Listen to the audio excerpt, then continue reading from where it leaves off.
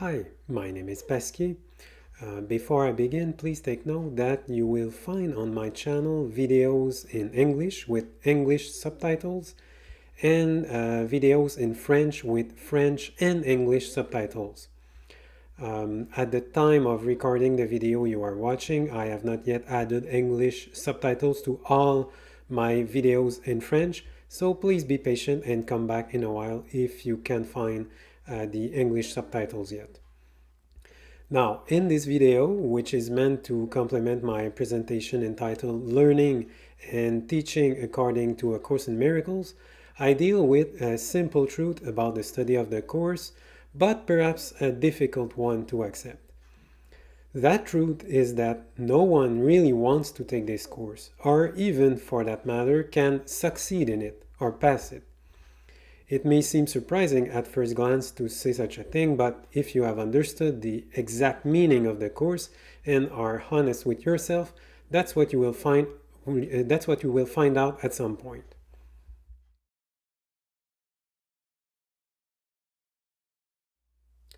In reality, no one, if he thinks he is here on earth, is able to accomplish anything. And the reason why this is so is that nothing we do actually happens.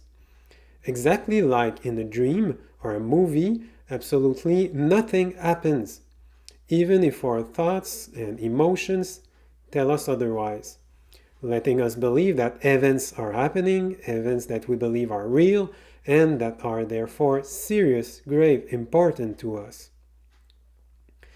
When you are watching a movie, nothing is real. Nobody is doing anything. The drama that someone might live through in a film is not real. And that person is no more alive himself than the cup of coffee lying in front of him on his table. It is pretty much the same situation that we are living in this world. Like Plato's prisoners in their cave, we think what we perceive is real, yet it's all an illusion. And that's why we still need this course. We believe we can do something in the dream or the illusion. For example, we think we can study A Course in Miracles and be successful at it no matter what we mean by success or achievement. Whether or not we think having a spiritual life is something important, whether or not we are turned towards the material world, we all pursue our dream of succeeding in life and achieving some form of happiness or at least fulfillment.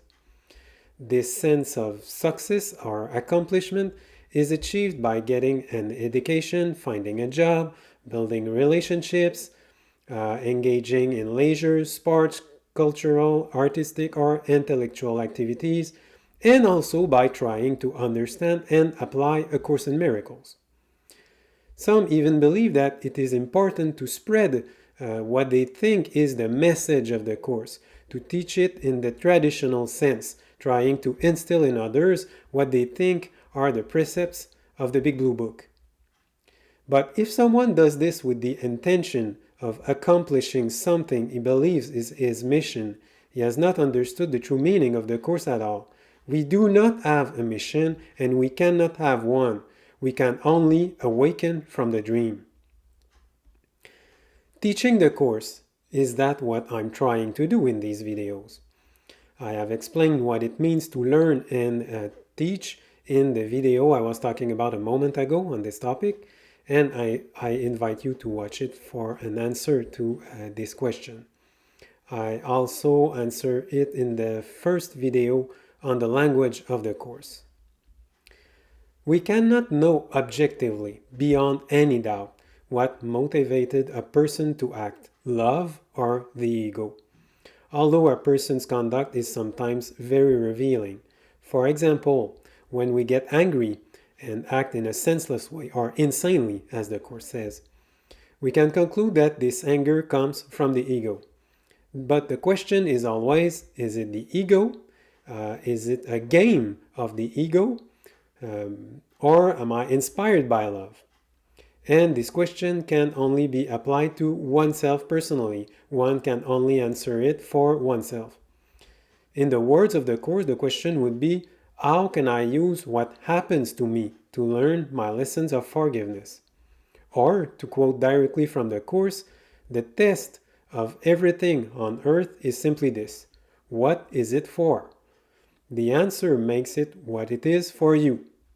It has no meaning of itself, yet you can give reality to it according to the purpose that you serve.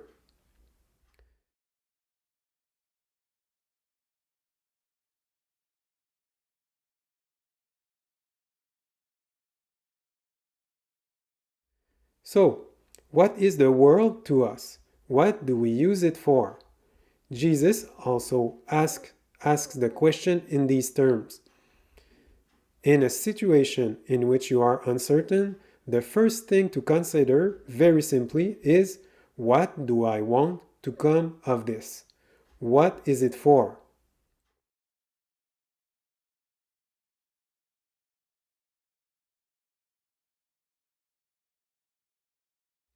He then proceeds to explain that if we do not clarify the purpose of our life and decide what we really want, our life will be of little use.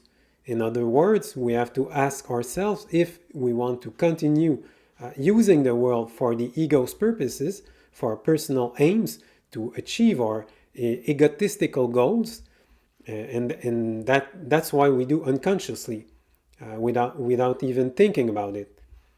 We can think here of Socrates' words: a life without reflection is not worth living. But after much reflection, and no doubt much disappointment and suffering, don't we rather want to wake up, to get out of the illusion, in which case the world can be used as a classroom where we can learn all lessons of forgiveness? Kenneth Wapnick used to say that our first mistake was to pick up the Blue Book in the first place. In fact, I would say it is not so much picking it up as thinking we have to take the course and have some success in attending it as we would with a normal course. As long as we think we are going to get something out of it, we will never be able to find peace. Because what we are really doing by doing this is trying to do the course with our ego. It is obviously impossible to do it that way. The idea of accomplishment, success, or achievement, or of mission or vocation is very dear to the ego. It allows it to make us believe that we are incomplete, that we must perform, do something to become complete, and thus that we are a body, because only bodies can act or operate. A mind can think, understand, love, but cannot take any action that would alter its substance or essence in any way. The Course is there to teach us that there is no sense in changing anything in an illusion or a dream, because nothing we do will change the very fact that it is an illusion or a dream. There is nothing to do with a dream except to wake up from it. Why replace one illusion with another? Let us rather get rid of the illusion to finally reach reality.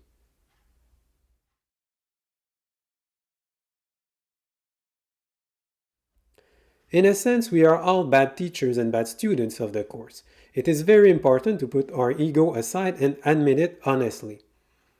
We only need this Course because we are bad learners, we have denied God's love, and the reason we are in this world is because we feel we do not deserve such an unconditional love.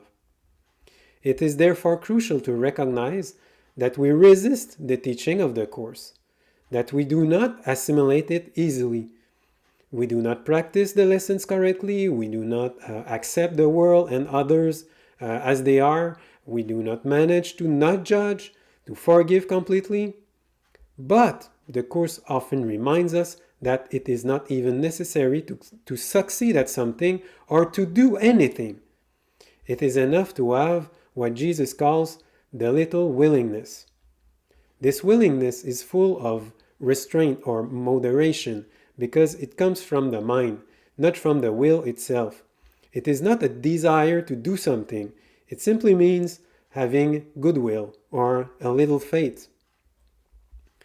Jesus tells us to rely not on our good intentions, which can always be motivated by the ego, but on our willingness, no matter what may be involved. It is not required that we have no thoughts that are not pure, as he says elsewhere. Trust not your good intentions, they are not enough, but trust implicitly your willingness, whatever else may enter. Concentrate only on this and be not disturbed by that shadows surround it. That is why you came.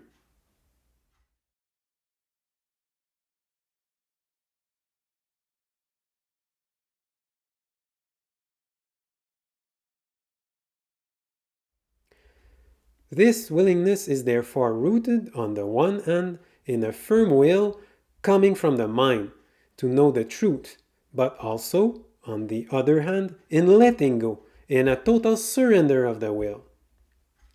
Admitting in all sincerity that one is a bad learner and teacher, and then forgiving oneself for having traded heaven for illusion is an important step in the process of forgiving oneself and others. We may think of the prayer Catholics say before approaching for the Eucharist. Lord, I am not worthy to receive you, but only say the word and I shall be healed. What is healed, of course, is the soul, not the body. We admit feeling impure, unworthy of the love of God, but at the same time taking full responsibility for having chosen our human condition.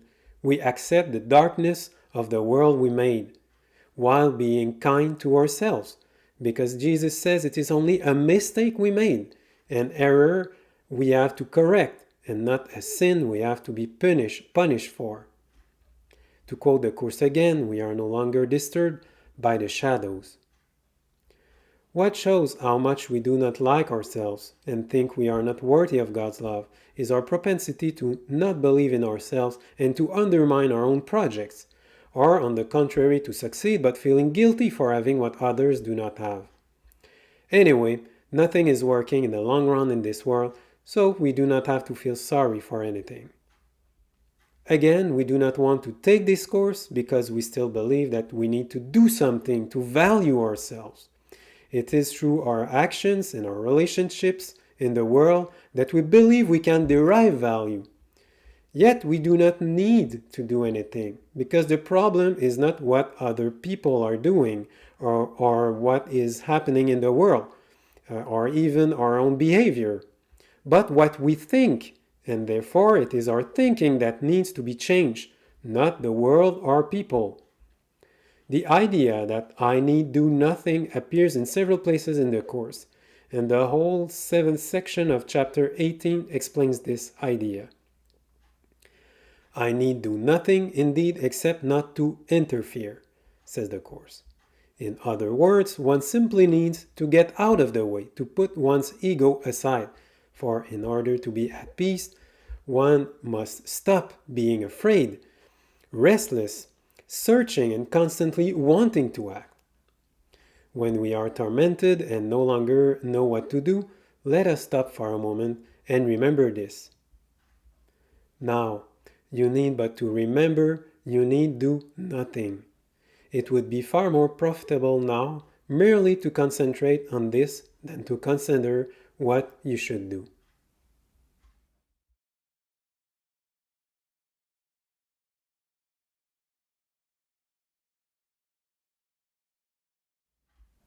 In summary, we must first recognize that this world is an illusion, and then that no one wants to get out of the illusion because we are terrified of losing our ego.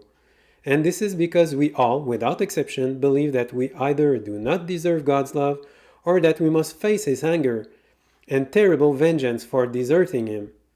Then, once we recognize that it is a dream, that we can do nothing with the world, that it is useless to try to change an illusion, then the world can serve as a school of forgiveness.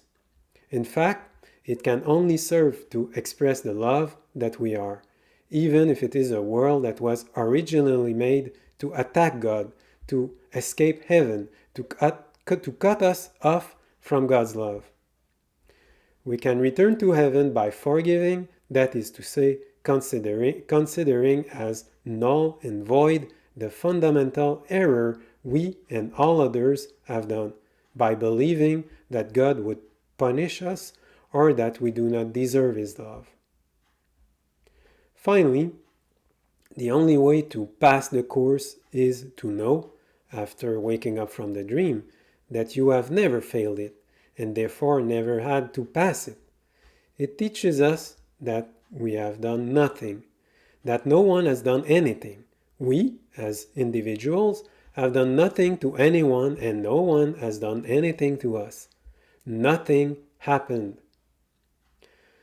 That is the true meaning of forgiveness.